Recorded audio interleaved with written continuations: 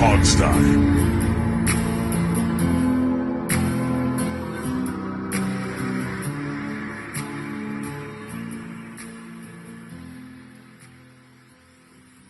Hey everybody, welcome to the Hog Sty. It is your host Alex here. I've got Steve, and we have our new fill-in co-host here because, as we talked about last show, Jamal has moved on, and again, we wish him well. You guys should be reading his stuff and checking out what he's doing over at Hogshaven. I'll give him a plug, but I want to welcome Dave Earl. Dave has been writing for us for what, a year and a half now? Is that right, Dave? About that, yes. Yes, about a year and a half, and we thought we would see how he does on the mic, mostly because there's going to be enough times where I don't want to be on the show and I'm like out of town, and Steve will still want to do a show, and he needs somebody to talk to. I could talk to myself for an hour, and you just called Dave a fill-in, by the way. You realize you insulted him like that. Well, who's he filling in for? Is he not the new permanent member? Well, I don't know if we said permanent yet. It's what's the SNL rules? When you have the guys who come in who aren't starring yet, it's the featured player. Yes, fine. Dave is our featured player at this moment. But see, calling him a fill-in would imply that someone else is in the role, and currently there's no one else. That is fair. That is very fair. So it's the Hog Sty starring Alex and Steve and featuring Dave. How about that? There we go.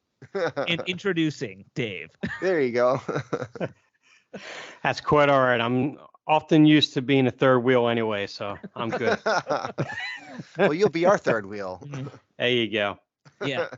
If you've ever talked to Hollywood people, like theater actors, and introducing line that they put in TV shows also drives folks nuts, because they'll do it to guys who've been in the industry for decades.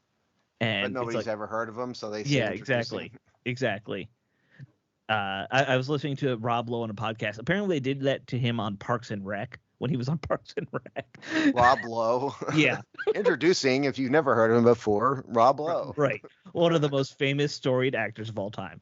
It was an inside joke that they did it to him, and he enjoyed it, but a lot of guys get bent out. So, regardless, not what we're here to talk about. Welcome to the show, everybody. We're recording this on Sunday.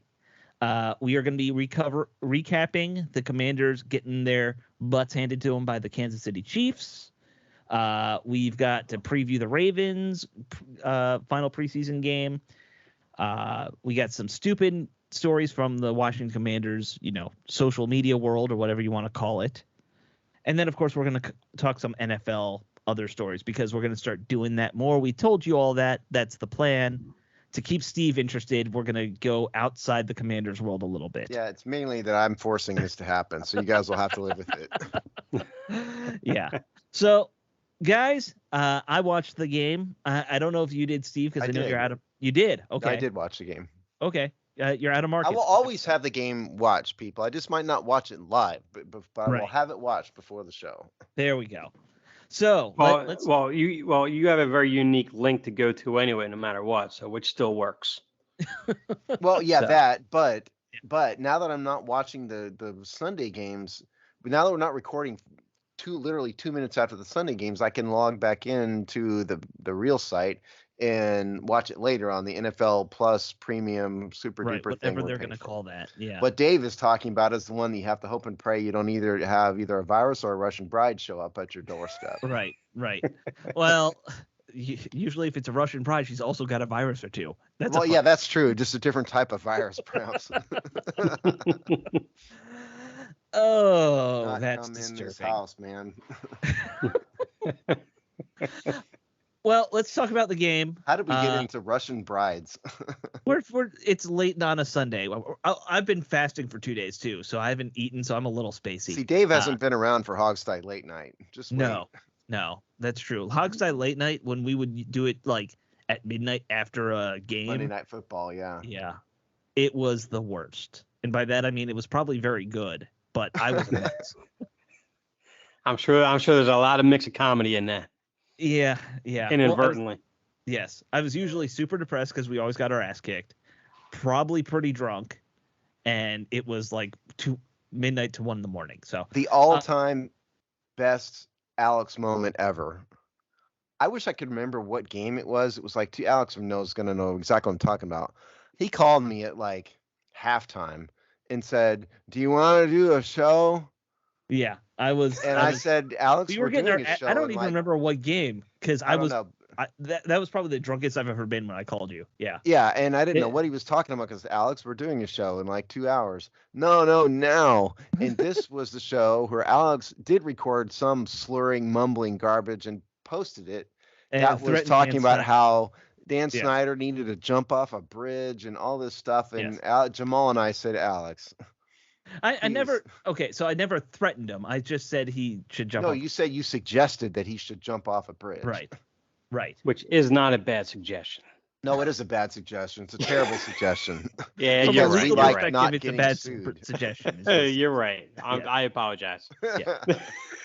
All right, let's talk about this game. I know we probably don't want to because it was not a pretty game. I don't mind. I'm not a fan anymore. I'll talk about it all day long. All right, let's start with the ugly side of what happened, and that is the starting defense just getting turned into Swiss cheese by Patrick Mahomes. There was not a lot of positive to take away for this game on defense. I think yet again, opening touchdown drive they allowed. In fact, didn't both opening and second drive were touchdowns, Yes. right? Yeah, first, second drive. Yeah. Yeah, and they just got beat every which way. I'm going to go against my made a single nature stop. here, and I'm going to start with the positive. Okay. This isn't my normal. Because, the I'm defense confused. looked just really, really bad. But what did look pretty good was the interior run defense against the Chiefs starting running backs. They didn't get any ground game going the entire day. So if you're looking for a positive, that's it.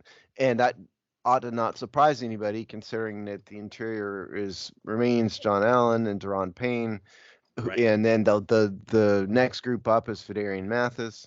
So, last year they weren't so good. Last week they weren't so good at it, but this week they were pretty good. So I think that was the positive to me. If you want one, I just gave you a positive, and don't make me do it again because it makes me just feel sick or something having to be positive. Yeah. Well, if you want to add another positive, I actually think Fuller himself had a pretty good game. I mean, granted, he gave up that touchdown, but that was a really good time back shoulder throw, basically in the end zone, perfectly placed by Mahomes. You're not going to get. I mean, it's perfect coverage on that wasn't going to prevent that touchdown. Yeah, I mean, overall. Right. I think Fuller was the other one. I was going to say, you mentioned that I think Fuller had a pretty good game. Of anybody, it was him. He stepped up so far in preseason and looked a lot better. The problem with the rest of the secondary, less him, was when Mahomes would start to scramble and buy time, they just couldn't keep up with guys. And, this is what the Chiefs do. We know that's the Chiefs' strength is Mahomes buys time, and the receivers all know to just find the soft spots in the zone. And guys weren't keeping pace with them. No one was playing tight enough to to prevent that. I would suggest, like on the first drive that KC had when they were going downfield, and you had William Jackson playing, first of all, 9 yards off the receiver. And then after the snap, he's dropping back another 3 or 4 more yards. And on that one play, you had Forrest coming up covering a tight end. And then tight end pulls him to the inside, leaves the zone wide open. And I think it was Scanling, I think it came out to that flat right there. It was an easy first down get. And by the time William Jackson even got up to the play, he was well past the first down marker anyway. I mean, that was like that almost the entire half. I would also suggest to everybody that Benjamin St. Juste just flat out isn't a slot corner. No. I just don't think he is. I don't think his body type's right for it. I think he's too inexperienced for it. I watched him get beat on double moves, and I just think he's an outside corner, and they're going to have to understand that. The problem, of course, is who would be, you do that, then who's your slot corner? Is it Fuller? I mean, that didn't work in KC. No, I mean, we all like to remember how that worked for him his first run here in DC, right. But since then, he's just not been a slot guy either. And the other thing is, when you have Travis Kelce on the field, you kind of need a quality linebacker. Quick, name the quality linebacker. Right. Right. Yeah, Dave and Yeah. Dave's shaking his head. Alex is saying no. Yeah. So there isn't one, and so that really really hurts too. Because I mean, and Kelsey didn't even play very much, but there were plays, a couple of his catches, he just literally standing there wide open by himself, and it's one of the greatest tight ends in the history of the game. Just Right. crazy. Yeah. Well, it's like what Santana Moss had alluded to on the post game. Says the third year is just more of the same. They keep talking about the improvements, how they're going to get better every year, and it was like, but the middle of the field is constantly still wide open. I mean, we can't cover. I mean, we probably couldn't even cover a tackle if he came out to to catch the ball in the flat right there. It's disgusting. It's getting very very annoying. I would suggest to you guys, as a newfound kind of neutral observer to this thing, that you can say that the preseason doesn't matter all you want, fine, and it doesn't matter in terms of standings. But I was just sitting here before we recorded watching some of the Ravens and the Cardinals, and the Ravens have won 20 in a row. Mm-hmm.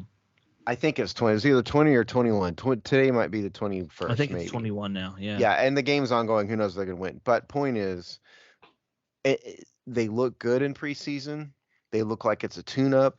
What happened with Kansas City this past week? They looked good. They weren't worried about it. They weren't stressed. It looked like a tune-up. Mm-hmm. They came in. They played well, and then they got the hell out of there. Washington, year after year after year, constantly struggles. Constantly looks like a mess. It really, really showed me, I think, that there is a difference between elite teams and what Washington remains. Now, I mean, it's sad to say, but I don't think Ron Rivera is a particularly strong coach. He's personable, he's charismatic, he's Mr. Character, all that's great. But results on the field, when has he ever won? He won when Cam Newton was the league MVP. Other than that, he had a bunch of mediocre seasons. What's he had here? Mediocre seasons. Yeah, I mean, I think he's an average coach, if if you're gonna go by record. But so was Jay Gruden. Right. Mike Shanahan was a good coach, but that was mostly scheme that made him, he won. And his personal failings caused the whole thing to fall apart. Oh, in yeah, Washington, yeah. I mean, look, we could go back through it. Please don't. Yeah, I'm not going to. But yeah, the coaching staff not making any moves on this defense last year or this in the offseason, and if anything, they made it weaker with the roster moves they made. It is concerning, considering the defense was not good the year before. They weren't good. Yes, last week they weren't good on Saturday. And come on, there are 4 first-round draft picks. One of them with a knee injury, admittedly. Mm-hmm. But there are 4 first-round draft picks. There's still 3 of them that are there now. It ought to be one of the top defensive fronts in the league, and they ought to be great against the pass and the run, and they're okay against the pass, and they haven't been good against the run. Although Saturday they were, so congrats. Yeah. But I just think it's probably time for Washington fans to be realists. Dave, I mean, you represent the fandom out there. You tell me. I mean, it strikes my 5 minutes probably a week on Twitter. I see there's still a bunch of folks who are positive and they're fans, and that's great. But are there any realists? Well, sure. There's some realists out there. I think going back to how this team was approached in the offseason, what Alex was saying is all they did was weaken their defensive line, force their hand to draft for Darian Mathis in the second round, when in reality they could have been forward thinking. They could have taken on Tim Settle for that simple contract they had, could have done whatever with INS, whatever they want to choose to do. And then I'm watching Nakobe Dean right here in Philly playing almost 100% healthy, playing very well in the middle of that field as a Mike linebacker. Mm-hmm. And this is some of the things that some of the fans will allude to, because obviously you're talking to a lot of Philly fans going back and forth with their rhetoric, and it's just moves like that is the one thing that really bothers this fan base still to this day, is that it's constantly taking 2 steps back every time we take 1 step forward, and it's us causing the 2 steps back. It's not like it's this draft pick's not working out or that free agent. It's just we're causing our own issues, and we're not. Franchises do. Yeah, pretty much. I mean, we've been doing that with quarterback for how long? I don't know if you still have a quarterback. You have a quarterback now. No. You've written a bunch of glowing columns about Carson Wentz's potential, and you're not wrong about that. And I think that the criticisms of his leadership ability are, a bit overwrought for sure. Yeah. But I got to be honest, if I was going to rate Carson Wentz right now, I mean, he might be somewhere about 20 for me. Yeah. Without thinking of numbers specifically, I don't think he's a great quarterback. He has potential, but the risk versus reward is pretty high with him. Yeah. Well, see, it's like the one thing I hear about Carson Wentz a lot is the fact that when he's good, he's really good, but when he's bad, he's very bad. He's got that gunslinger mentality. He doesn't have the accuracy on the intermediate throws that he should have, but when he goes down deep, it's a beautiful ball, but unfortunately it's either really good or really bad. There's really no true consistency with him, except for his 2017 year. 2019 year, he did really well going down the stretch, but when he lost his top two receivers, his top running back, and half his offensive line was injured. I mean, they went to the playoffs that year because of him. When you look at what he did, and in fact, I believe that was the year. He didn't have a single receiver over 500 yards, yet he threw for over 4,000.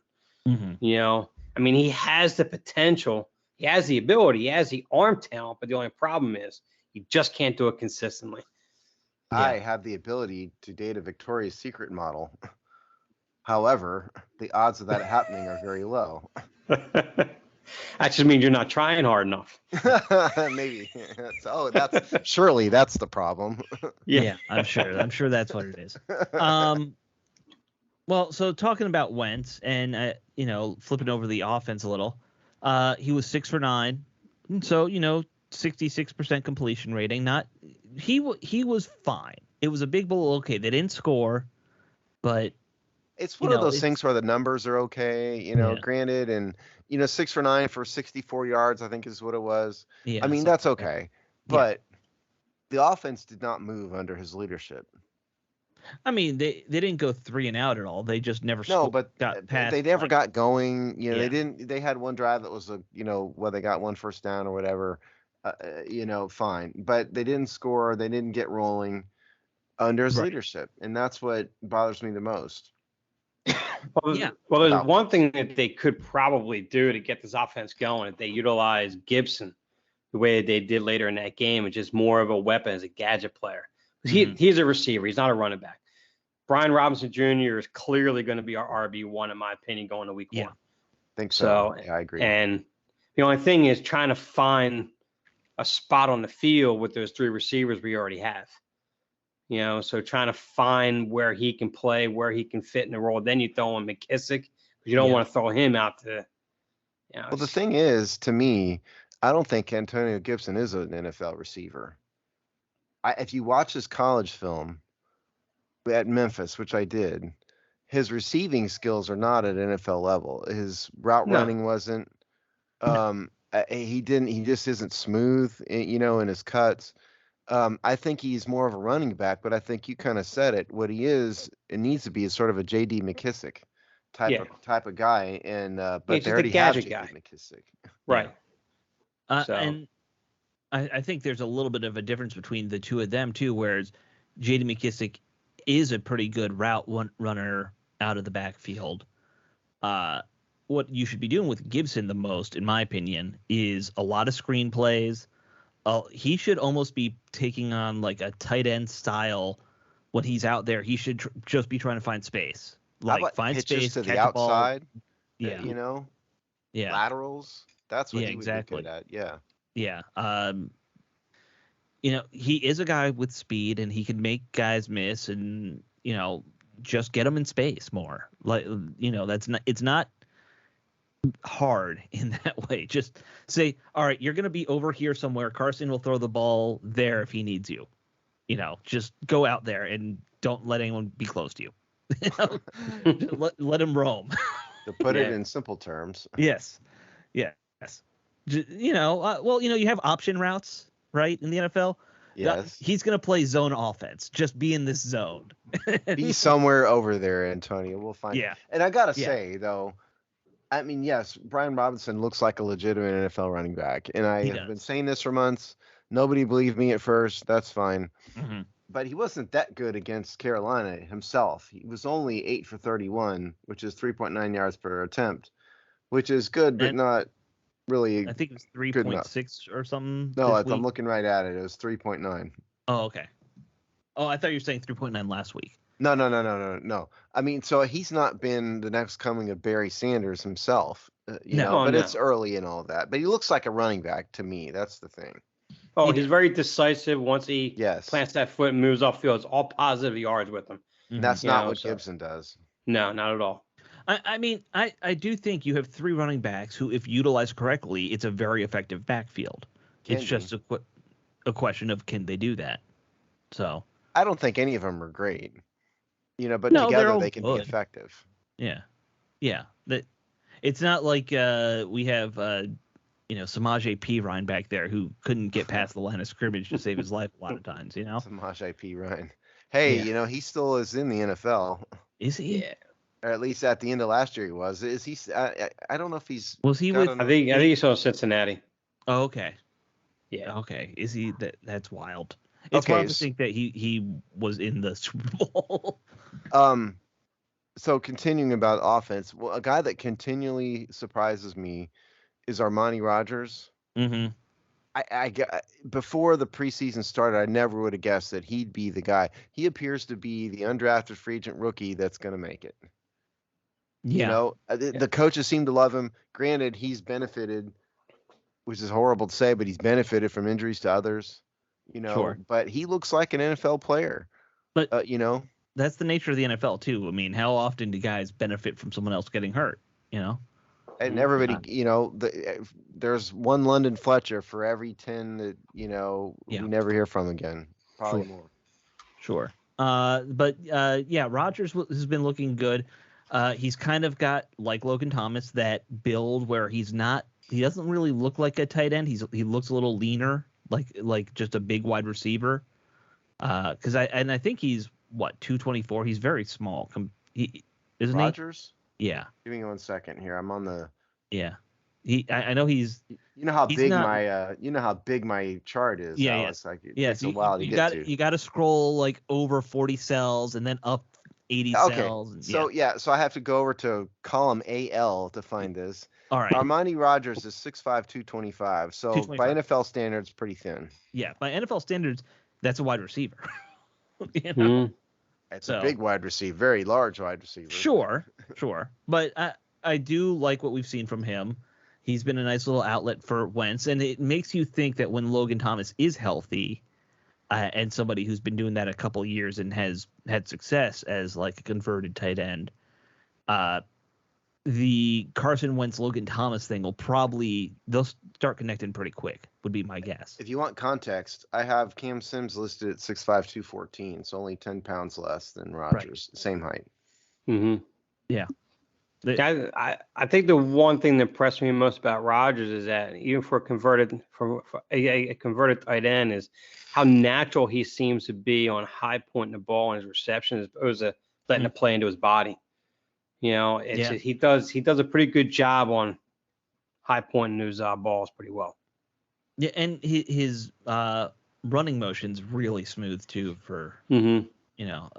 Obviously this is why the coaches like him. Because if we're seeing it, a bunch of dummies like us, the coaches certainly are seeing it. For sure. Which kind of tells me that you got guys like Sammy Reyes and so forth that probably won't make the. Well, he's on injured reserve, and so. So I got off my fat duff and I updated the salary cap chart finally. And so we're recording this Sunday. So as of Sunday, they have 80 active.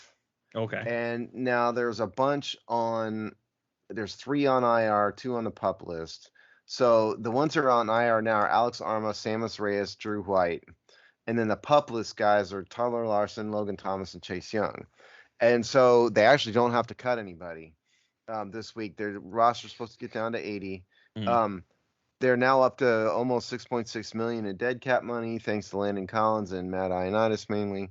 And so the total remaining space, and it's going to be different every site you see, you know, but the way I've calculated it, I think I stand by what I do, and I've got Washington at about 12.7 million in free space under the rule of 51.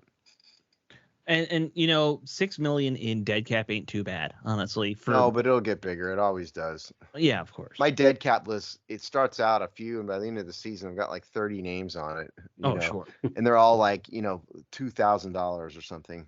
Yeah. People forget that those guys who come in for one day, you know, that counts. It had guaranteed money. It does. And of course, I'm nerdy enough to keep track of all that. So. Right. Yeah. Steve's list, if he sends you the spreadsheet, it's quite impressive, Dave. Have I showed it to you, Alex? No. I've showed it to you, right? You've showed me the list. Probably last time was 2 years ago. Because it keeps getting bigger and bigger because I keep adding columns and stuff. I'll think, oh, this is something I need to keep track of, and I'll add a column, and then I have to figure out how to do the column. And then he's got to figure out the formulas. Which yes, fun. Yes. Yeah. At this Dave, point, it's are almost. you an Excel guy? I don't know if yes. you're an Excel. Yeah, I am on the most part. I use it at work all the time. Yeah. This has become a bit of my undiagnosed OCD, is what this chart is. Yeah. You dropped Landon Collins' name. I mean, after this week, and he's still available, you think there's a possibility, you know? Maybe you bring him back if he's willing to play that hybrid linebacker role.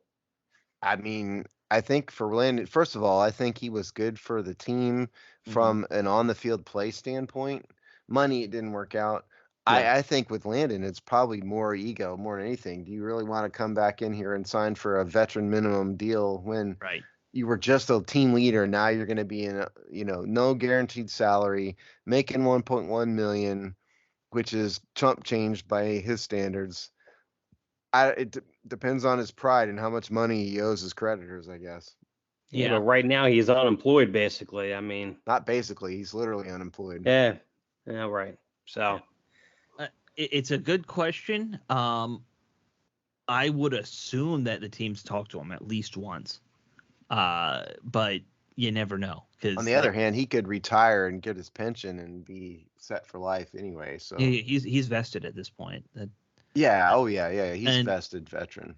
Assuming he didn't, piss away all the money Dan Snyder gave him, he's probably fine financially. If his name is Adrian Peterson, he might have. Oh, sorry. Yeah. He's not. Oh, did I see that Adrian Peterson's doing a boxing match or something? Yes, you did see that. You want to know what that boxing match is called? What? Please pay me. That's what that's called. That is depressing. Well, if you recall. Yeah. I know why. Wayback Machine a couple years ago. Mm-hmm. Adrian Peterson was in the hole for several $1 million of some like private equity type creditors, which meant that he burned through all his money on God knows what. I felt. Yeah. I mean, I have no sympathy for him. Actually, I was about to say I feel sorry for him, but I have no sympathy whatsoever for him. He's just too dumb to keep up with this money. So this results in things like celebrity boxing, celebrity death match, or whatever the hell it is. I don't think it's celebrity death match. He's not dead. No. Isn't that like an MTV show or something? I think that was an animated show. Yeah. I was in high school. I was about to take credit for inventing that on the fly, but unfortunately, I don't think I can. No, you definitely cannot take credit for something death match. And it was actually quite enjoyable to watch. Oh yeah, Judge it was fun. Lane. Yeah, it was great. I've never seen it, so I prefer to. I'm going to claim that I made that up because I've never seen it. You would enjoy it, I think. It's claymation celebrities killing each other. Yes. If I could pick the celebrities, yeah.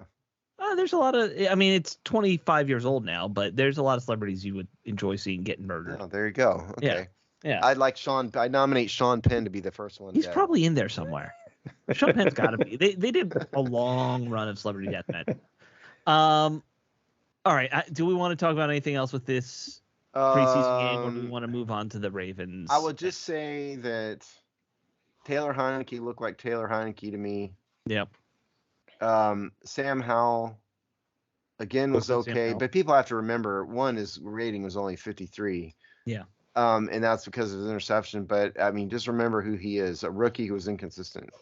And in terms of anybody else, I'm just befuddled why they don't get Jahan Dotson some more targets. I just don't understand it. It just makes no sense to me. Well, actually, Cam Sims, the game he had today, they need to get him more targets throughout the course of this year. I'm the biggest Cam Sims fan there is. You know, I don't know. I don't understand. He's the other one. I don't get it. You know, you've got a 6'5", great player. He ought to be getting more run. Good just dude, Ron Rivera just work doesn't. ethic. Yeah. Yep. Yeah. I would also think it seems like Wentz has being that he's a bigger quarterback, he seems to be targeting the tight ends a lot. You would think their size probably has something to do with it. That would be in Cam Sims's favor a little bit. To have a big receiver out there too would work in his favor. That's too logical, Alex. Stop making sense. Me and my rational ideals about team building and all that nonsense. Yeah. All right, let's move on to the Ravens game. Steve, you just mentioned it. The Ravens just keep on winning preseason football. They are tough to beat. Not that matters. It does matter, though. It matters for what I said in the beginning. If you guys recall, some teams look like a mess in the preseason, and usually the teams that look like a mess in the preseason are a mess in the regular season. And Washington Redskins fans remember this. The one year that Joe gives an 0-4 in the preseason aside, usually it kind of translates. Actually, I think 2 of the years that they won the Super Bowl. Was it? Okay, yeah. I knew he did 1 year. But regardless, that's the outlier. And I didn't know Baltimore had won 20 in a row or 21 until they said it. Yeah, it's a ridiculous number.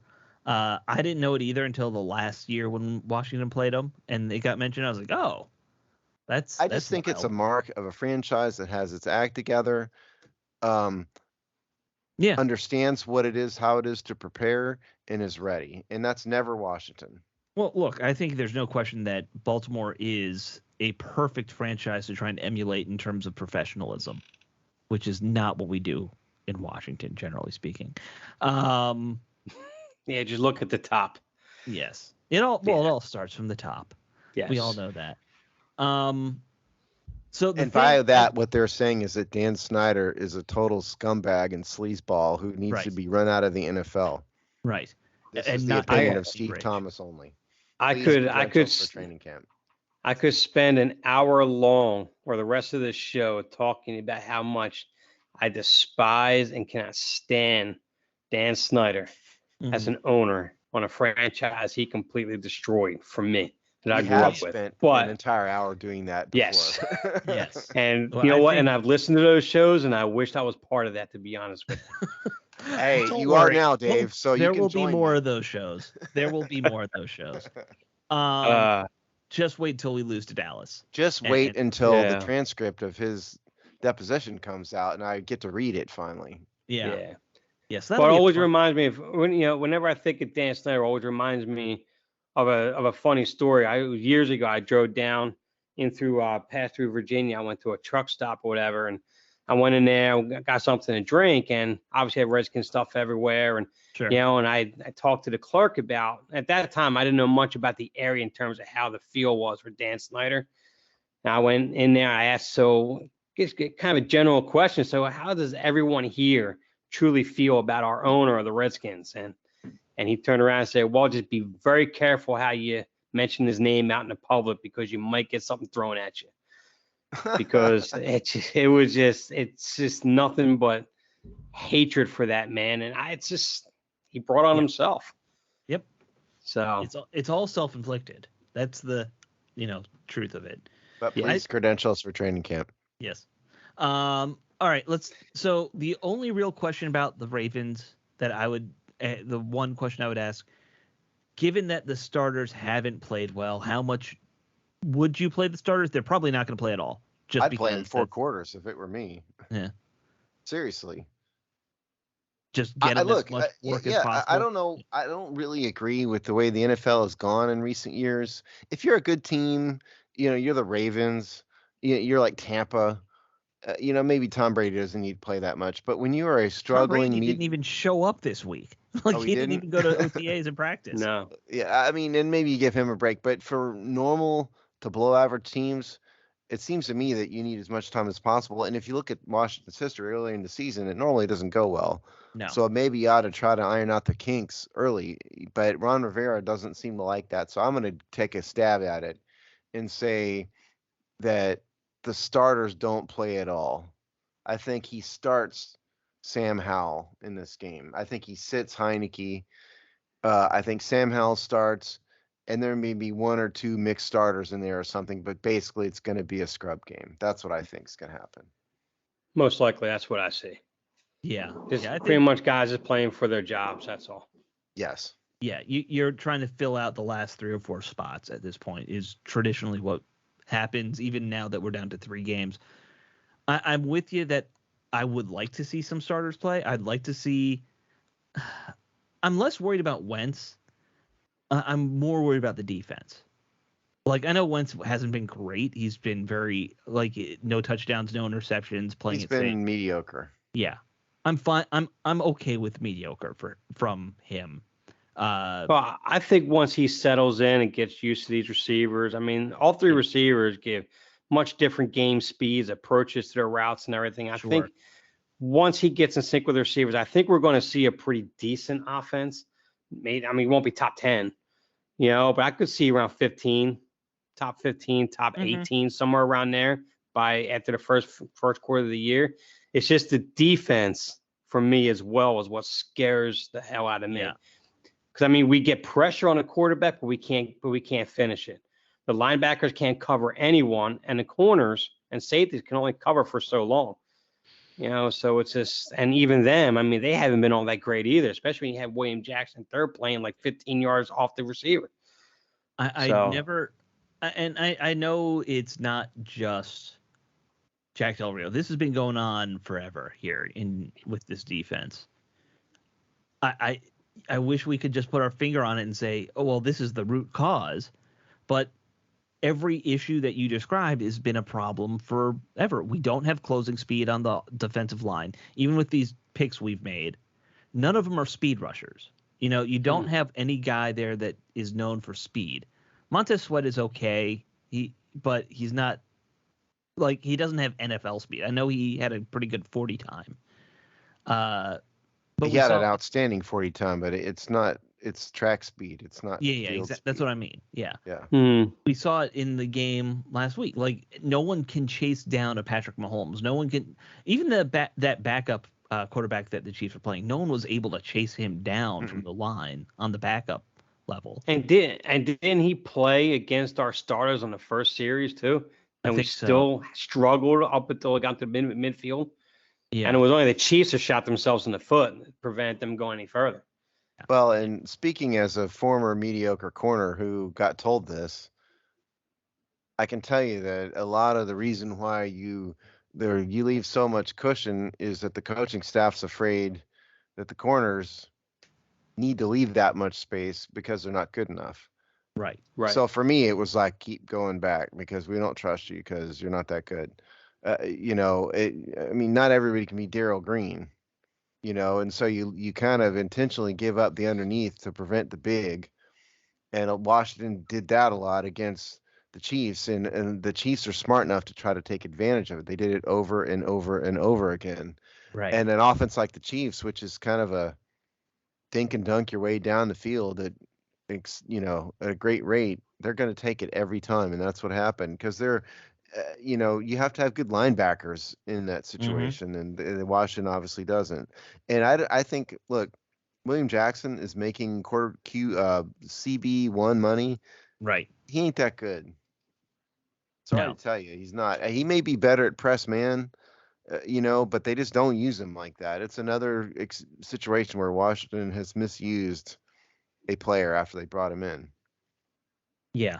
Yeah, I mean, look, we saw the exact opposite in Josh Norman. Yeah, where you bring in a perfect cover 3 corner and then you don't really run a lot of cover 3. It's just dumb. It's just stupid. Yeah, it makes no sense. Just pick a philosophy that's going to be, and you can't just run one. I know you can't run cover 3 every play and just be good, unless you were the Seahawks back in, 2012 or whatever it was. Generally speaking, you need to run more than one scheme. But if you're my high school team I played for, you don't have to run more than one scheme. Sure. But we're talking the NFL. Oh, that's right. Sorry. Yes. Yeah. Yeah. Never mind. But pick something and say, this is going to be our bread and butter, and let's find guys who can do that first. I don't know what their bread and butter is on this defense still. And the frustrating part is that we have a head coach that's defensive oriented coach. We have a defensive coordinator who is was a head coach at one point. Was a head coach, and I just.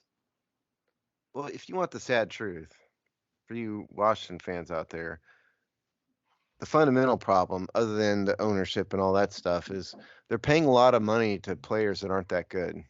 Well, yeah. Seriously, the real problem in team building in pro sports is you have to, 1, find players who are good, and 2, find players that fit well together. And so what do we have here? We have players that don't really fit well. Kendall Fuller, more valuable to Washington than any other franchise, failed in Kansas City. Benjamin St. Juste clearly has a body type of an outside corner, and they're using him in the slot. William Jackson is a press man corner, and using him as a zone. And Jamin Davis, they tried to play as a middle linebacker, and he's obviously not a middle linebacker. And Cole Holcomb is, strong side, and he's in the middle. I mean, so the team is not put together well, in my opinion. No, I don't think they are defensively. I think they also became very obsessed this offseason and last season with running their Buffalo package and this 5-man front concept. And I get why at the time, because you had a strong safety who was not a strong safety. He was just a box linebacker, just very small version of a linebacker. And you had, if you were to say who are your 11 best players, you're going to have to pick 5, and arguably even 6 defensive linemen could have been out there. Well, it's kind of like the Golden State Warriors theory of basketball. Right. If you've got a bunch of jump shooters, bunch of outside shooters, and I'm talking about Golden State from several years ago. Right. You have to play a particular style. I mean, and so that's, sure, last year that's what you have, but can somebody please name for me who this hybrid safety linebacker is on this team that's starter worthy? Anybody? Right now, Clay Hudson. Yeah, see, there you go. I mean, Cleek Hudson, guy with an interesting name. That's mostly what I know about Cleek Hudson. Right. Yeah. Well, and truthfully, they're trying to have Benjamin St. Juste become that, and he's not making sense in that role, really. No, and listen, what is he, second-year player, and he needs time to develop, but for God's sakes, put him in the proper role. Yeah. Yeah. Oh, did we pour one out for Troy Apke last week, by the way? We did not. We did not mention that very much. Yeah. Troy Apke, gone. Yep. Gone too soon. Rest in peace, Troy. Yeah. The legend of Apke. Yeah. One of the guys you are working next year at Hobby Lobby, just remember you know what? I bet he'll make it into the CFL or the XFL or something if he wants to keep playing. Who would want to play in the XFL? Somebody. Alex would. Well, I keep seeing random people saying they're excited they got added, or they are in the XFL draft. So I don't know. If you want to go get credentialed for is there a Washington team, Alex? Yes, there is. Maybe we can Greg try Williams is their defensive coordinator. Who is? Greg Williams. Wow. If you want to try that train wreck again, we can start it up. Hey, you know what? Here's the thing. I would do it just to beg Greg Williams to somehow come back and become the defensive coordinator of the Washington Commanders. Dave probably doesn't even know this. We had what was the name of the team? The Washington Valor, the arena football team? Yeah, we had a Valor podcast that lasted one podcast.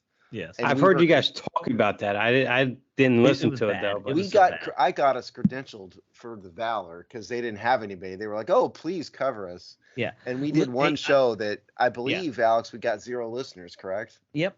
I went into the Valor press room. There was nobody there. Nobody actually was in the press room when I Did you go down? You did. We did go down for one of those. Yeah. No, I went down for like 5 or 6 of them, and then I was like, this is just depressing. I'm the only person who comes into the media room, and I'm just some broke dick guy with a random Redskins podcast. Like, this is not gonna work.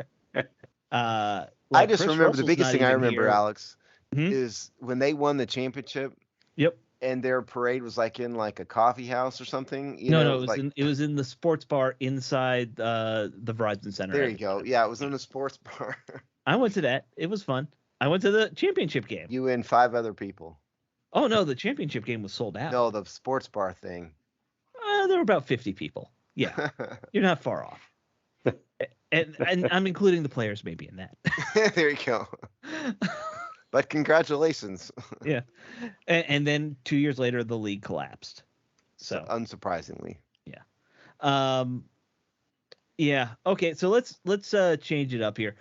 There was a stupid thing, and I'm only going to mention this because I thought it was so bad it's funny.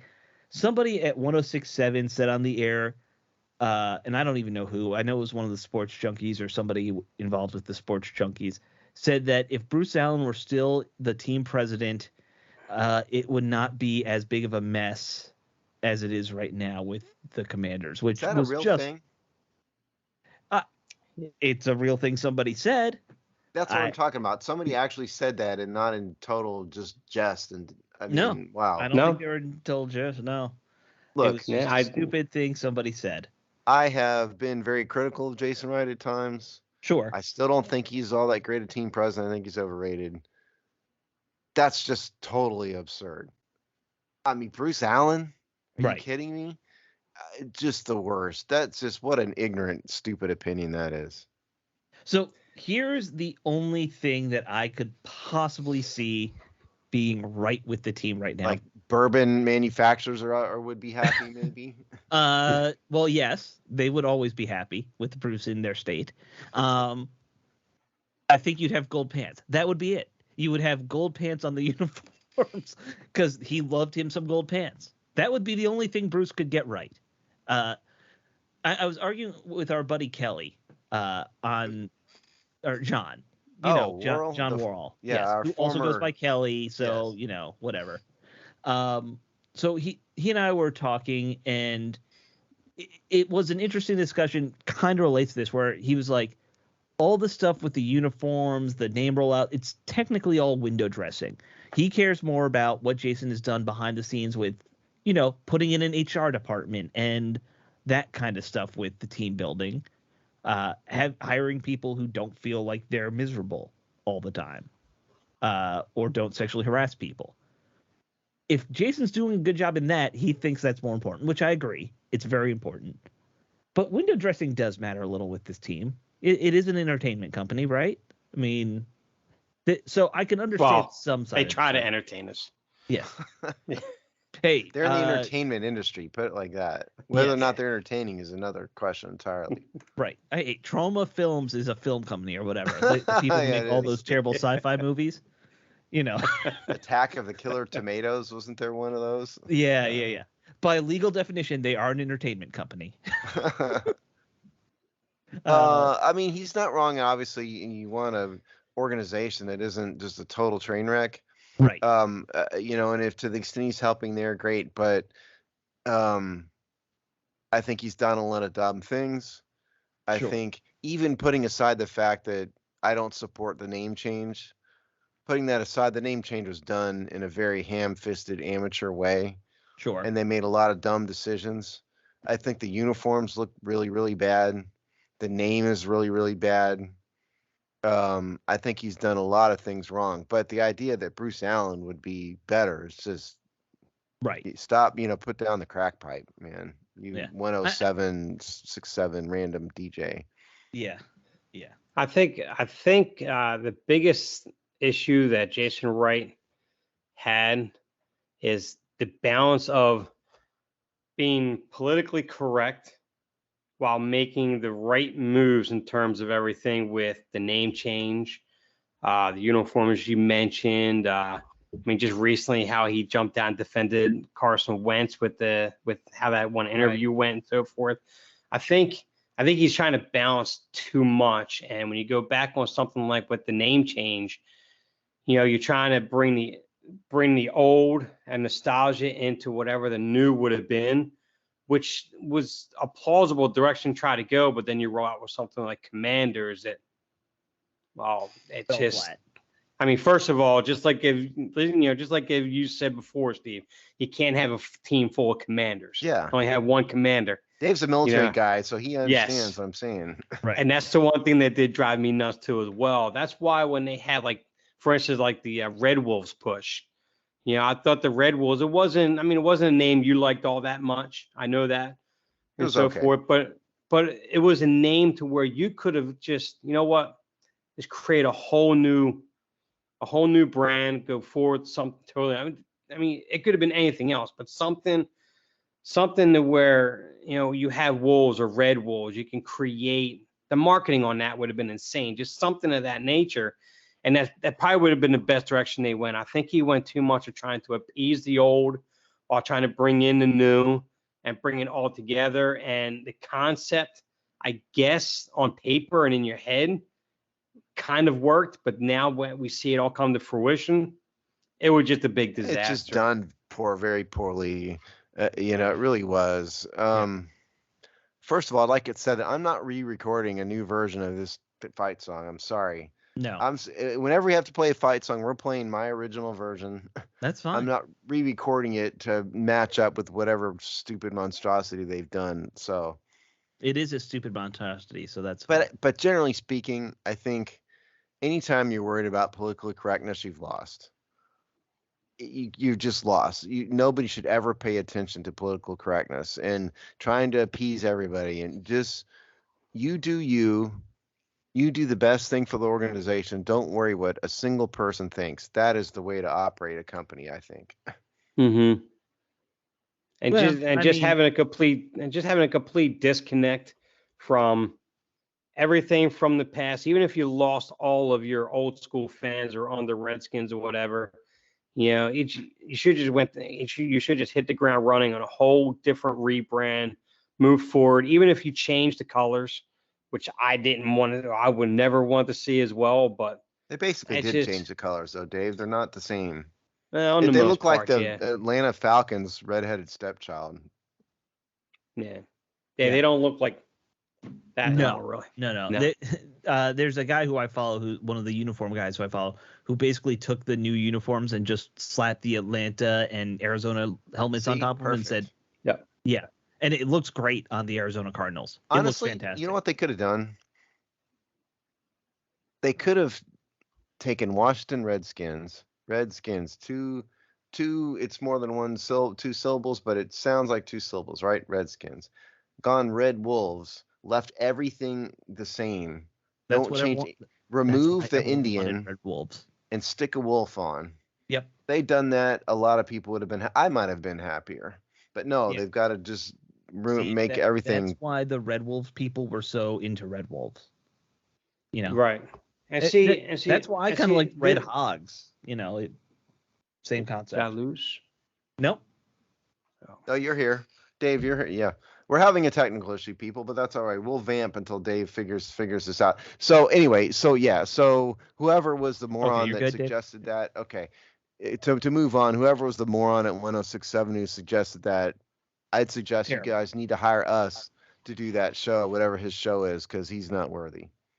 Yeah. Or she, he, or she. No, it's all he's. There's no she's on sports radio in DC. There are she's on sports radio in general, but just not here. Not here. Okay, well, yes. When Alex says here, that means where he is and not where Dave and I are. Right. There's a weird thing where they love hiring guys who are not sports guys to do sports radio too. Like there's not a lot of ex-athletes on radio here, which is interesting. Or you grab people from New York that have been New York fans their whole lives, come down and run a show on here for covering a local team. In case people haven't figured this out, sports talk radio is about the ability to babble incessantly. Yeah. Even if you don't know what you're talking about, and we've proved that for years. Yeah. So, a lot of athletes can't just babble incessantly. No. And a lot of people get turned off by actual like X's and O's and that kind of stuff, which is weird. All right, let's change up real quick. We had two non-Washington stories that I wanted to throw out there.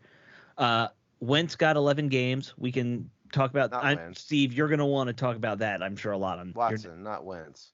Oh, Wentz did not get suspended. Just no, for the record. All right, Deshaun Watson, 11 games now. I thought you were about to suggest that Carson Wentz fondled 40 different masseuses. No, I would never suggest that. Without any accusations or evidence, I would never suggest anything such as that.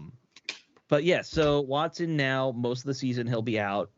I guess that's better than nothing. It's not really. I mean, so the collective bargaining agreement says that they can suspend a player indefinitely with the right to return for a year. Sure. And some guy who thinks he's a Texas lawyer is arguing with me on my 10 minutes on Twitter this week. We're spent arguing with some asshole who thinks he knows more than I do about this, which you don't.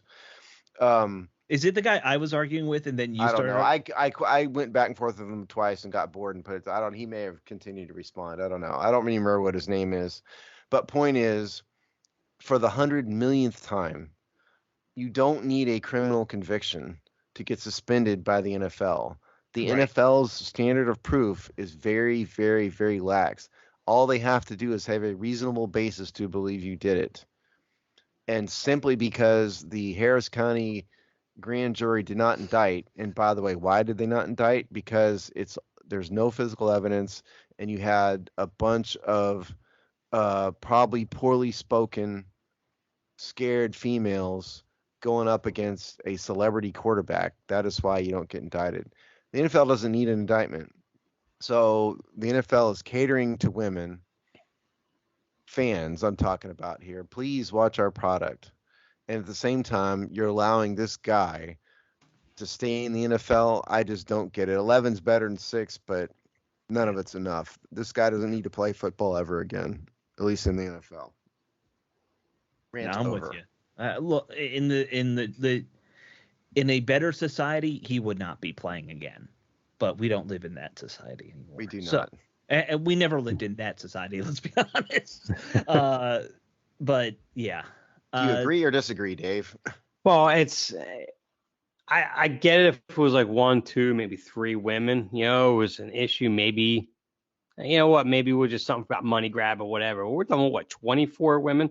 Yeah. And even if you sit there and say, well, maybe we'll push a high number, 10, we're playing it for the money. Maybe another 3 were convinced by someone just to lie, so that's still around 11 or 10 women. Out of those numbers right there, at least you got to think at least 2 and I would have at least a valid case, of course, to point to some kind of guilt of a criminal action or whatever. I find it hard to believe that out of 24 women, not at least 1 or 2, and 1 is too many to begin with anyway. So yeah, he should have, in my opinion, should have gotten a minimum of 1 year suspension, being an indefinite suspension, and apply for reinstatement every year afterwards. I mean, Josh Gordon for weed, for marijuana. Well, yeah, Josh Gordon's case is way more than that. Just for the record. Sure, I get that. Yeah, Josh Gordon's a drug addict, and I do feel bad for him because he is. I mean, drug addiction is an illness, and he's tried and it's failed, and I'm rooting for him to succeed in life. He's playing. He's on. That was actually a bad example. I should have used Will Blackman, a Jacksonville receiver back in the early 2000s. There you go. There's a better. He had an issue with just strictly from what I remember was all he just kept hitting hot for marijuana use and so forth, and then he wound up getting indefinitely suspended, and I think he went 2-3 years, and they finally brought him back in, but I think he was only in for a couple more years, and then he left. Well, and all I'll say is that 24 was the number that filed petitions rather. Tony Busby had another 6 who he turned down, so that's 30. Rusty Hardin, who's the attorney for Deshaun Watson, who I've met and talked to a couple times, had another 18 who he said Watson contracted with, and Watson's conduct was fine. So now we're up to high 40s in about a year for the number of independent non-Texans masseuses who this guy hired. Right. And you tell me that he's okay? No. And that doesn't even include the ones that didn't come forward who probably did name your sexual act to him and just didn't say anything. Yeah. I mean, there's so much disturbing stuff when you really try and break down what's probably going on with his psyche. And then the idea that Cleveland gave him a $230 million fully guaranteed contract it's the opposite of a consequence. It's a reward for behavior. It really is. Does everybody understand how they structured this contract? So he's got a very minimal base salary. And so the amount he loses is almost negligible by NFL standards. And so the NFL, so what happened was that the arbitrator is the one who gave him 6 games, and the NFL didn't like it. So the punishment that then happened, they gave him a $5 million fine. Does everybody know what the fine is? You know what happens with the fine? It's tax deductible, I assume. It's a tax deductible charitable contribution. Yeah. It's just awful. The one thing, and you mentioned the Cleveland aspect of this, and maybe I'm reading too much into the tea leaves here. So 11 games means Watson comes back, and he just plays enough games for this year to toll with Cleveland. That's right. Which means that Cleveland is probably getting the worst of the punishment in some ways, because that 1 year where his cap hits nothing happens this year. They don't get him for most of the season, means they probably miss the playoffs. And then he's going to have an insane cap hit going forward with them the whole time. So I almost look at this and wonder, did the NFL do this to hurt Watson, or did they maybe do this to hurt Cleveland for screwing with the quarterback market in a way they don't like? Maybe both. Yeah.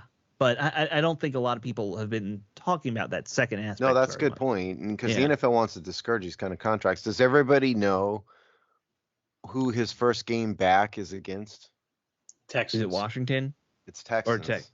Oh, it's ironically Texas. I know Washington plays them late in the year. Yeah, no. Okay. Anyway, so yes, that's my rant. Ran over. We'll probably talk about it on IJB because I won't be able to resist. You'll talk about it in depth on there. Probably. Whereas here we've been very surface. All right. The last thing I saw that I thought was interesting. Rumor has been out there now that Tom Brady, when he left the Patriots, apparently had wanted to play for a different team other than the Tampa Bay Buccaneers. And he was trying to go to the Raiders along with Rob Gronkowski. And John Gruden didn't want Tom Brady on his team. He didn't want Tom Brady because he liked Derek Carr, which you guys remember when Tom Brady was leaving, there was like this rumor that he wanted to go to a team, and they never said who, and he's like, wait, you want that quarterback over me? I guess we now know it was Derek Carr. Because everyone thought it was New York or somebody, the Giants. Well, it could have been Miami, too, because, the Stephen Ross stuff showed that Ross was trying to recruit Brady to Miami. True. That's true. But it's just very funny. Why wouldn't John Gruden want Tom? Like, you're such a QB-centric coach. Why wouldn't you want Tom Brady? John Gruden's another guy who's overrated as a coach. Forget all the racist stuff. Just as a coach. Oh, yeah. The Super Bowl he won was on the heels of what Tony Dungy did in Tampa. Yes, 100%. Sure. Yeah. And, he was mediocre at best in Oakland before he got fired. By the way, when Alex told us about this like 30 minutes before the show or an hour before the show, I Googled this. There's a video of Dana. This started with Dana White, the UFC. Right. He's the one who leaked this. Yeah, and he didn't just leak it. He was on. It was like a podcast or something with Rob Gronkowski was right there, and Gronk said all this was true or something like that. So it's not a rumor. Right. And so what Dana White said he did that Gronk confirmed was that Dana was the one brokering this deal. Why he's doing this, no idea. And then it all fell apart because John Gruden didn't want him. I mean, my goodness, you picked probably what, in my view, the third best quarterback ever. I don't think he's first. I think he's third at least. But you wanted Derek Carr? Yeah. What? I don't get it. It makes no sense. And I like Derek Carr. I think Derek Carr is a very good quarterback. Sure, he's okay. Yeah. I think he's probably top half of the league right now. And either one of you guys know, is Derek Carr like the really younger brother of David Carr? Is that what it is? David Carr, yeah. Yeah. Because David Carr's got to be 15 years older than Derek at this point, right? Well, David Carr was drafted in 2002. Yeah. So, and Derek Carr came out 6 or 7 years ago, roughly, right? Maybe? Yeah. So probably 10 years younger. Yeah. Okay. Yeah. I was wondering if it was like, is he like the nephew or something? No. It's his much younger brother. Oh. Yeah. There was a big gap. I don't know if there's any in between brothers, but that means he was the oops baby. Well, like one of them was. Dave was the oops baby. Yes, I was. So anyway, though, but John Gruden, I mean, overrated, made bad decisions. And by the way, his GM, what was it, Mayock? Yeah. It just goes to show that you can't just rip somebody off of television and throw them in a real live draft room and expect them to do well. Just because Mayock is well spoken and sounded intelligent, it's just like, throw any of us in there, we wouldn't do very well either. Because I disagree. I think podcasters would do much better than television personalities in a draft build situation. an effective team, Alex? I think I could do better than some of these guys do. Hey, look, they did take Matt Millen straight off of a broadcast and throw him in, and so if Matt Millen can do it, maybe we can too. If Matt Millen can build an 0-16 football team, I can build an 0-17 football team. That's how we could certainly do that. Yeah, I could. I couldn't do any worse than Matt Millen. That would be. I do think we could probably listen to hire some good scouts, listen to them, and build at least something that's not the Detroit Lions, or Look, it's all about, you have to have a vision, and then you have to be able to delegate and not fondle a bunch of secretaries. Well, yes, please the don't. Immortal words of the Georgia Satellites: keep your hands to yourself. I think it's no different than any other job in some ways. If you delegate to good people, you can succeed. And don't fondle a secretary. I haven't quoted a rock band in a while. I'm glad that came out. Don't, generally speaking, don't do anything criminal. Good rule in life. Just don't be criminal. Right. until you need to break a law for something, don't break a law. That's there, because look, there are times in your life you might need to break a law. Hopefully it's not like murder or something serious. But let's hope. Yeah. Let's start with that. Yes. Yeah, we don't need to cause a dust up. Yeah. No. Alex is setting a high bar for himself. Yes. I've never murdered anybody. That's good. That's good. Yes. Good place to start. Well, not that it's been proven yet. Anyway. Nothing's ever been. I've never broken a law and gotten caught. So there's that too. But like speeding, we all speed at one point. Yeah, but anyway, don't get me started on this road. We're at the end of the show. It's turned into a Hog Sty late night episode. It started a Hog Sty. I was about to give you a criminal law lecture. We'll save it for next time. All right. Okay, guys. That should cover us for this week. Next week we'll be talking about the Ravens recap, and I guess we'll be doing our predictions for the season because that's when we do it. Dave, that's a long one. Back on here. Yeah. What's that? Oh, that's a long one, just to warn you, because we go through this season and guess what's going to happen. The reason why I say Bullock is he hates doing that. Every time he comes on, he always says, I don't want to, he tells us beforehand, I don't want to predict, and we always make him. Yes. Yeah. But welcome to the show, Dave. We're certainly glad to have you. Yes, welcome, Dave. Thank you very much. Yep. Yeah. And you've gone from a listener to a team member. Yeah. It's I know I'll never fill the shoes of Jamal, that's for sure, but I can only do the best I can do what I can. Well, I won't say any names. As long as you're better than certain other people who were on this show for a little while, it's fine. Does his name start with an A? I'm not saying anything. Okay, could have been a B, C, D. I was just pulling letters out of thin air. Sure you were. All right, guys. We'll talk to you next week.